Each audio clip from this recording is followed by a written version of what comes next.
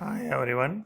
In this video we see the questions which have been asked in TRB 2017 from analog and digital communication subject. The first question is double spotting in super heterodyne receiver is caused by. Before answering this question we have to know what is double spotting. Assume that you want to tune your radio station or radio receiver to a AM radio to a particular station. If the station you want is available at two different spots in your dial, then it is known as double spotting. It is this phenomena occurs only in AM receivers, and it is due to the poor front end rejection of RF stage. So the option is A. That is the correct answer. Next one, transponders. We know that transponder is a combination of both transmitter and receiver in a satellite, and they are used to receive the signal from earth station and retransmit the signal. So option C is the right answer. Next one, expensive tracking equipment is not required for geostationary Earth orbit satellite because these satellites are traveling with the speed of Earth and they remain stationary with respect to Earth. So we don't need to spend much on tracking those satellites. So option C is the right answer. Next one, in a binary PCM, the output signal to noise ratio is to be held at 40 dB. Determine the number of required level. We know that,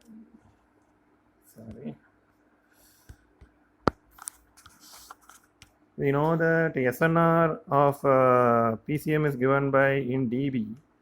SNR dB is equal to 1.76 plus 6.02 n, where n is a number of quantization level. What is the question they have given? We should maintain minimum SNR of 40 dB. So it must be 40 or greater. So this value should be greater than 40. So 1.76 plus 6.02 is equal to 40. This implies n is equal to 40 minus 1.76 divided by 6.02, which will give 6.35. We have to take a number of levels in integer. So nearest integer is 7. So we have to go higher value. If you go to the lesser value, you cannot represent all the levels. So we have to go higher value in the fraction. So option C is the right answer. So we need 7 quantization levels to maintain a minimum SNR of 40 dB in PCM. So option C is the right answer. Next one, the distortion due to aperture effect can be corrected by. First, we must know what is aperture effect.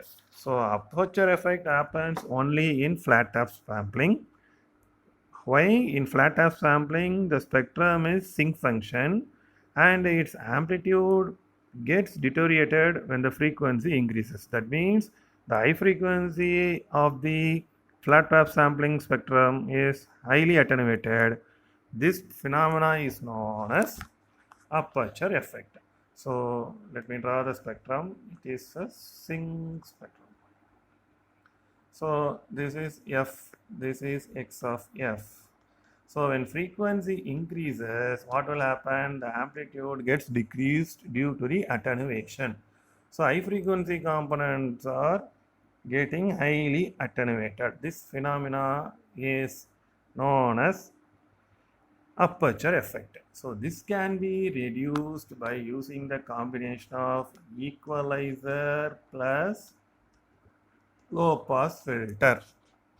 So both things are given. I don't know which answer they have take, but it needs both equalizer and low pass filter. But in exam you put low pass filter. So option C is okay for this question. But correct answer is equalizer plus low pass filter combination. Next one, the disadvantage of PCM is, we must know that the main disadvantage of PCM is it requires high bandwidth. It is very, very important. That is the biggest disadvantage of PCM. So option C is the right answer. Next one, a broadcast radio transmitter radiates 5 kilowatt when modulation percentage is 80. How much of this is carrier power? So what they gave carrier power. They asked PC. They gave PT transmitter power or modulation power, that is 5 kW, and they gave modulation index is 80%. 80% means 0.8. So we have to find PC. We know the relationship between PT and PC is given by PT is equal to PC into 1 plus MA squared by 2. PT, whether they gave PT? No, yes sir. PT is 5 kilowatt. So 5 into 10 power 3. PC is what we have to find. 1 plus MA is 0.8. 0.8 square 0.64. 0.64 by 2, 0.32. So 1.32. So if you simplify this, what you will get is PC is approximately equal to 3.8 kilowatt. So the answer, let us go and see. Okay. So option B is the right answer, 3.8 kilowatt. Next one, a signal contains components at 400 Hz and 2400 Hz.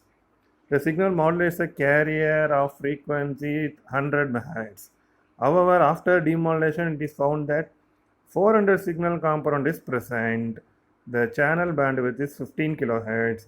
What is the reason for high frequency not to be detected properly? So they have told some frequency of the message and what they received. What is the message frequency? 400 Hz and 2400 Hz.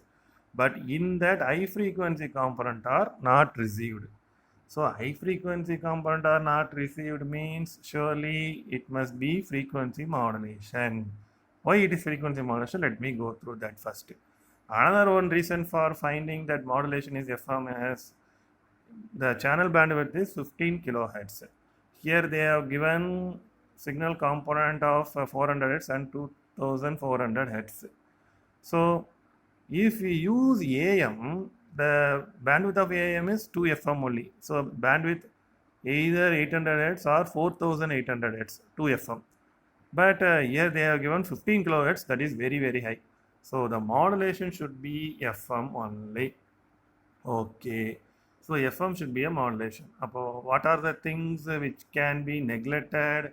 We can neglect both this one and this one. B and D can be neglected. So answer must be either A or C. Okay. Modulation is FM. Whether bandwidth is insufficient or free emphasis is not used, let us see. What is free emphasis? See, whenever here the high frequency component is not received, so this high frequency component may be corrupted or distorted during the transmission. What we do in FM, we know that in FM, when we transmit a high frequency component, their amplitude must be boosted to avoid contamination due to the noise. But here the high frequency component is not received means that frequency component may be contaminated. It is due to the absence of pre-emphasis. If we have used pre-emphasis, the amplitude of the high frequency component, that is here 2400 Hz, can be increased and it won't be affected by noise. So due to the absence of pre-emphasis only, we are not able to receive that 2.4 kilohertz or 2400 Hz. So option C is the right answer. Right? If you are having any doubt on pre-emphasis, please refer my video in the channel. I hope you understand all the problems. If you are having any doubt, you can ask me in comment section. Thank you.